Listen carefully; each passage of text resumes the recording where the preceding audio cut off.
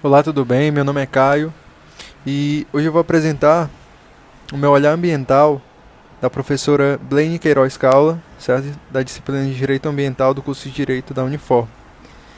É, Meu nome é Caio Leandro Pinheiro da Silva, minha matrícula é 1611-739, dígito X, e o meu tema do Direito Ambiental é sobre o derramamento de óleo no litoral brasileiro, que foi de grande impacto ambiental, econômico e social, certo? Que ocorreu no ano passado, no caso de 2019, em torno de outubro de 2019, em torno de agosto de 2019, só corrigindo.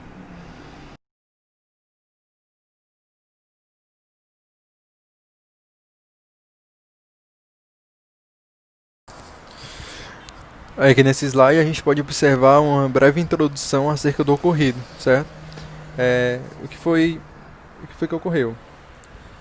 No caso, oficialmente identificado no dia 30 de agosto de 2019, ocorreu um derramamento de petróleo, de óleo bruto, certo? Que atingiu a costa brasileira e alcançou diversas faixas litorâneas, cerca de 4.334 quilômetros em 11 estados do Nordeste e do Sudeste, certo? Sendo 9 deles do Nordeste e 2 do Sudeste.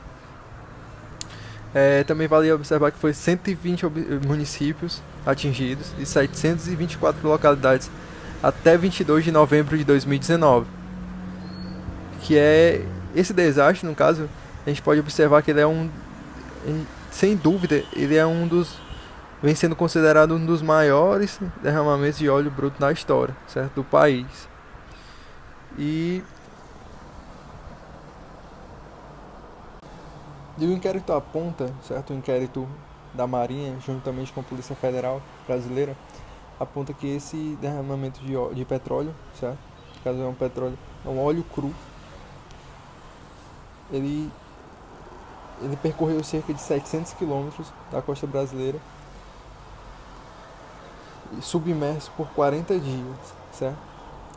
Para poder atingir. E esse óleo ele é muito denso, ele é um óleo denso, um óleo cru, um óleo pouco processado, que é o que o torna mais difícil de ser localizado, o que tornava mais difícil de ser localizado. Por quê?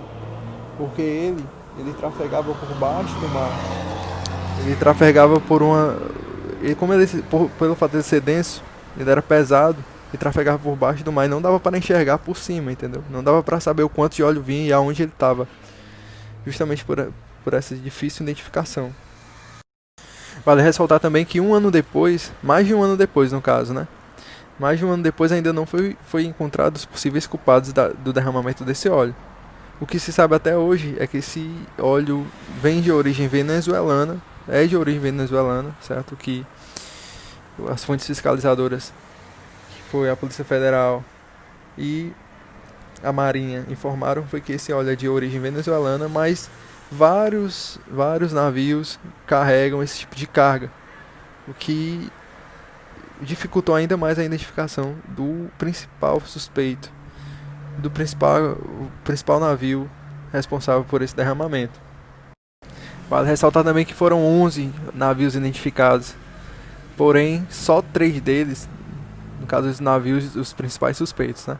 Só que os únicos que carregavam esse tipo de óleo seriam 3, certo? Mas ainda não foi possível chegar a nenhuma conclusão. E o inquérito ainda continua a ser a ser fundamentado. Aí no caso a PF só vai informar mesmo quando os trabalhos forem concluídos, certo? A investigação for concluída. Porque até, no entanto, está em sigilo. Por conta da dificuldade de conseguir localizar os principais culpados.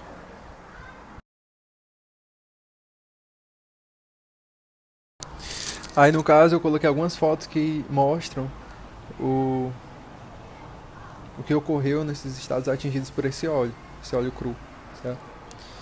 É, essa imagem, essa primeira imagem representa um voluntário, um menino que talvez talvez da região local, certo? No caso da região lá, que decidiu ajudar a tirar o óleo do mar. E você vê ele pouco preparado, com um plástico e luvas meio arcaicos, né?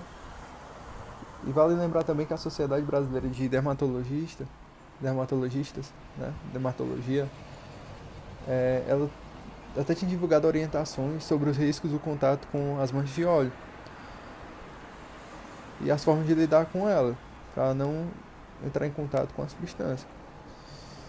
Então, essas contribuições elas visavam contribuir para evitar os problemas de saúde relacionados à pele. Aí, quais são os problemas de saúde relacionados a esse óleo? A gente pode ver que essa entidade, no caso, ela recebeu relatos de complicações de saúde sofridas por voluntários, diversos voluntários, certo? Em algumas localidades no país, como por exemplo em Pernambuco, que apenas um hospital atendeu 17 pessoas em uma semana com sinais de intoxicação após o contato com o óleo. Uma médica dermatologista e membro do SBD, a Rosana Lazzarini, informou que são necessários cuidados, pois o contato com o óleo é perigoso e muitas vezes as medidas para lidar com ele e retirá-lo do corpo, impregnados pelos voluntários, podem aprofundar os efeitos negativos sobre a saúde. Aí ela informa também, é preciso evitar o máximo possível o contato com o óleo. E uma coisa muito importante é não usar o solvente para tirar o óleo, porque muitas pessoas estavam utilizando ele. Caso que é a tendência mais natural, né, que as pessoas usam óleo e depois tiram com solvente. As pessoas podem correr atrás de uma querosene ou mesmo gasolina para tirar o óleo, isso acaba ainda piorando a situação. Outra preocupação dessa instituição, como eu disse, é com o uso de luvas de borracha, porque quem toca no óleo, embora o contato em si pode ser evitado, né? Caso ele ocorra, devem ser usados equipamentos de outro material, como a anitrila. Então, essa população local ela não estava muito preocupada com isso, o que acarretou várias doenças, vários ferimentos que as pessoas podiam ter e teriam que ir para o hospital. Ou seja, até a questão da saúde foi afetada com isso, entendeu?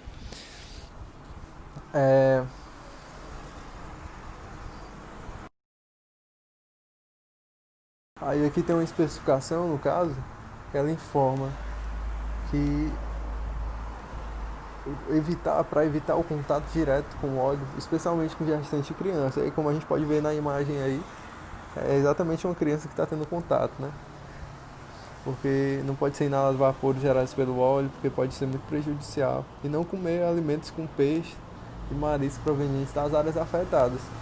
Usar protetor solar, o que eu acho muito difícil, né? Nesse caso da foto da imagem aí, a gente pode ver que realmente tem um despreparo grande.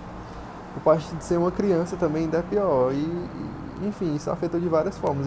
Não foi só essa criança, várias outras crianças tentaram ajudar e tal. Talvez dos moradores locais, filhos dos moradores locais, dos nativos da região, que sensibilizaram e tentaram ser voluntários e ajudar a retirada desse óleo.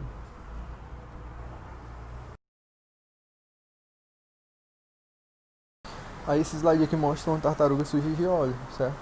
Ou seja, esse óleo cru, todo o ecossistema marinho é afetado de forma direta. Isso inclui toda a fauna, a flora, a economia da região. Não só os animais marinhos, peixes, tartarugas, baleias, frutos do mar e corais são afetados, mas também aves, mamíferos aquáticos, golfinhos, peixe-bois, marinho, mamífero aquático e criticamente ameaçados de extinção. Existem diversos relatos de animais marinhos mortos por contaminação pelo petróleo cru, desde tartarugas até golfinhos. Um estudo realizado pela Universidade Federal da Bahia analisou mais de 50 amostras de animais coletados nas áreas atingidas e identificou o petróleo cru em peixes, moluscos e crustáceos. Segundo o Vinícius Nora, analista de conservação do WWF Brasil, o impacto nos manguezais pode ser irreparável. O mangue é um ambiente altamente complexo e com uma biodiversidade incrível, porém ele é muito sensível. E essas áreas podem levar muitos anos para se recuperarem, podendo essa reversão ser impossível em alguns casos. Então foram diversos impactos, como a gente pode ver nessa imagem. Quando sedimentado e alojado no fundo do mar, o petróleo cru ele inviabiliza a vida nos locais onde se deposita. e quando microparticulado material pode ser ingerido por animais e se alojar nas partes internas, podendo ser ingerido até mesmo por humanos. Entendeu? A gente pode também consumir esse óleo por meio de animais, como o peixe. O peixe ele engole, consome esse óleo. Aí a gente pesca o peixe, aí a gente come esse peixe e com esse óleo, entendeu? Isso pode gerar diversas doenças às pessoas que consumirem esse alimento.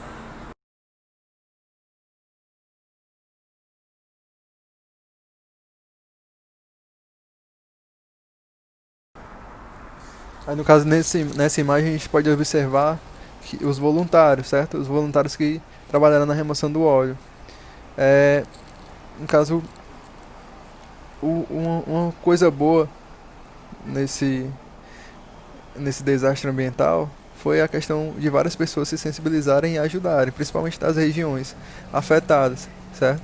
Os voluntários que trabalham na remoção de óleo, que atinge Pernambuco, são uma força fundamental. No caso, Pernambuco e outros estados, eles são as forças fundamentais para diminuir o impacto do desastre ambiental. Aí a gente pode ver uma imagem com esse óleo afetando os corais e chegando na costa.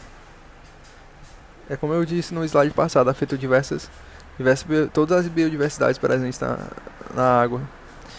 E no caso, é interessante ressaltar aqui porque o óleo não foi contido com as barreiras de contenção flutuantes, porque foram instaladas algumas barreiras de contenção flutuantes pelo Estado, né?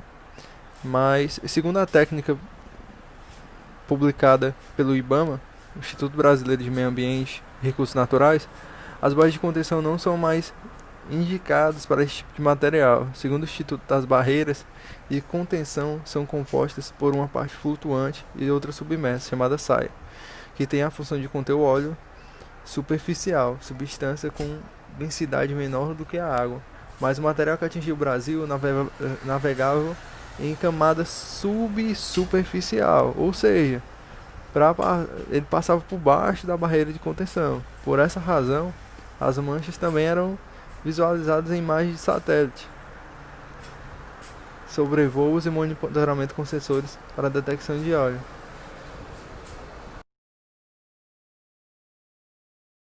No caso aqui é só informando os dados dos animais afetados, certo? Aí uma pequena lista feita em 21 de outubro do ano passado. É só no caso assim que ocorreu o incidente, certo? Acho que talvez, como foi em agosto, uns 2 meses depois.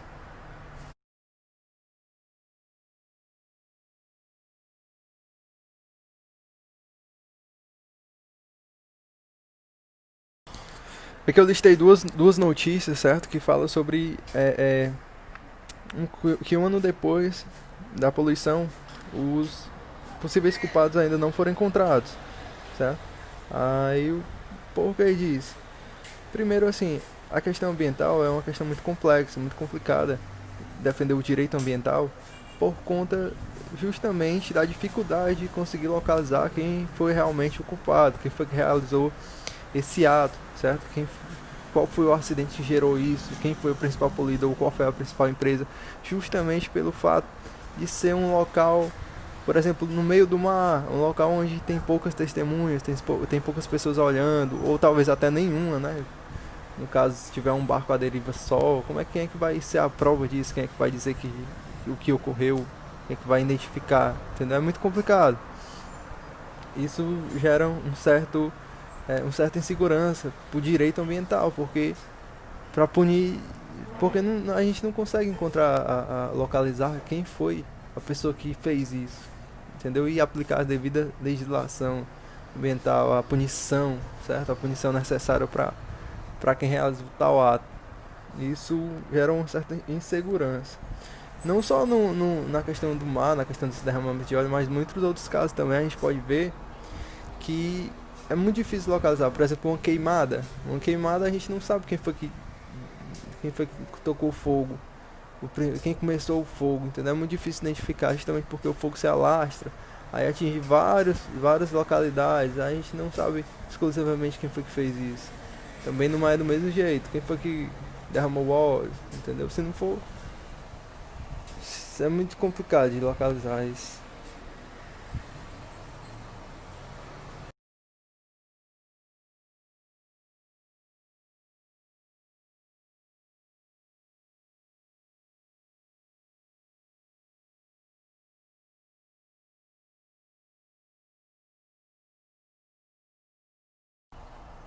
A Marpol. A gente vale ressaltar também a Marpol. O que é a Marpol? A Marpol é uma convenção internacional de prevenção à poluição dos navios, certo? Ela visa prevenir e minimizar a poluição dos navios, tanto a poluição acidental quanto aquela a partir das operações de rotina. Ela foi adotada em 2 de novembro de 1973 na OMI e posteriormente atualizada em 1978, depois de vários acidentes graves com petroleiros. Ela se aplica a todos os navios que ostentam a bandeira de um Estado membro da Convenção ou que opere dentro da sua jurisdição. Embarcações que qualquer tipo que operam no meio marítimo, incluindo embarcações de sustentação hidrodinâmica, veículos de sustentação por ar, submersíveis, embarcações flutuantes e plataformas fixas ou flutuantes. Ou seja, ela legisla sobre águas internacionais e quem faz parte, né, claro, dessa convenção.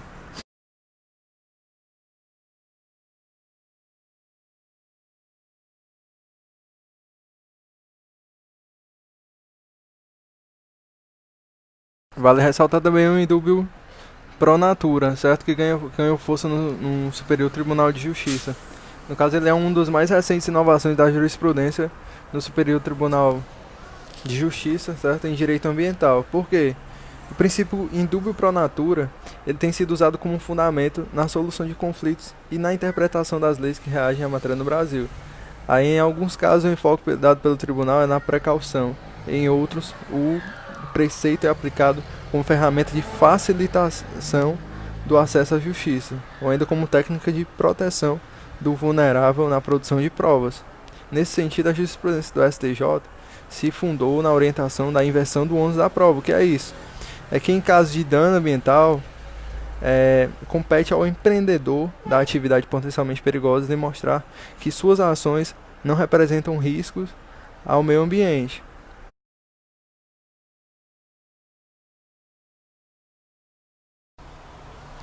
Moradores que dependem do turismo já observaram já os defeitos das manchas de óleo do movimento de visita, certo? A gente pode ver aqui também que coloquei aqui algumas praias. A praia de Guarajuba, em Camaçari, região metropolitana de Salvador, grande quantidade de crochê de óleo toma a conta da faixa de areia. Tomaram a conta da faixa de areia, né? E o cheiro forte incomodava os banhistas e atrapalhava a venda nos barraqueiros.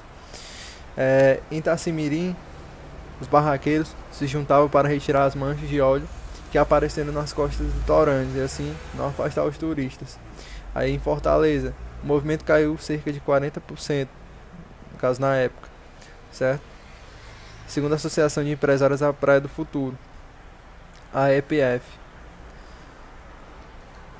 Aí, no caso a pesca, comunidade de pescadores temem que a contaminação por óleo chegue prejudique a economia local. Na Bahia, a praia de Arembepe foi atingida pelas manchas de óleo. Trabalhadores da região já deixam de pescar por conta da poluição da água. Então, no caso, a gente pode verificar aqui que várias comunidades foram atingidas, certo? Várias pessoas, principalmente os pescadores, o pessoal da região da economia hoteleira, o pessoal do turismo em geral, certo? Restaurantes da região, pousadas, pessoal que transporta de viagem, agente de viagem, que trabalham justamente com turismo foram afetados com isso. E isso fez com que várias pessoas perdessem seus empregos, fossem demitidas, ou seja, afetou drasticamente as pessoas que trabalhavam com isso. Só para concluir, é possível verificar que esse desastre ambiental ele trouxe inúmeros malefícios à sociedade brasileira, certo? Foi um desastre realmente de proporções estratosféricas. E isso fez com que a gente parasse para refletir sobre a questão da fiscalização, como a gente pode evitar isso futuramente. E a melhor maneira de evitar que isso ocorra novamente é endurecer a fiscalização e a legislação com relação a isso, certo? Com relação, é muito difícil a gente conseguir identificar um navio, qual foi o navio poluidor, mas a gente pode intensificar a fiscalização nos portos, colocando medidas mais rígidas que intensifiquem a observância de erros presentes nesses navios. E não só com relação aos navios, mas em todas as áreas que é difícil de encontrar os suspeitos, como por exemplo o, o tráfico de árvores ou as queimadas. A gente pode ver quem são os agricultores, tem que estar registrado direitinho, tem que ter uma fiscalização periódica. É uma questão de intensificação mesmo na legislação e na fiscalização. E isso pode trazer mais benefícios futuramente e evitar que acontecimentos como esse com, ocorram, no caso. E é isso, para concluir. Obrigado e tchau, tchau.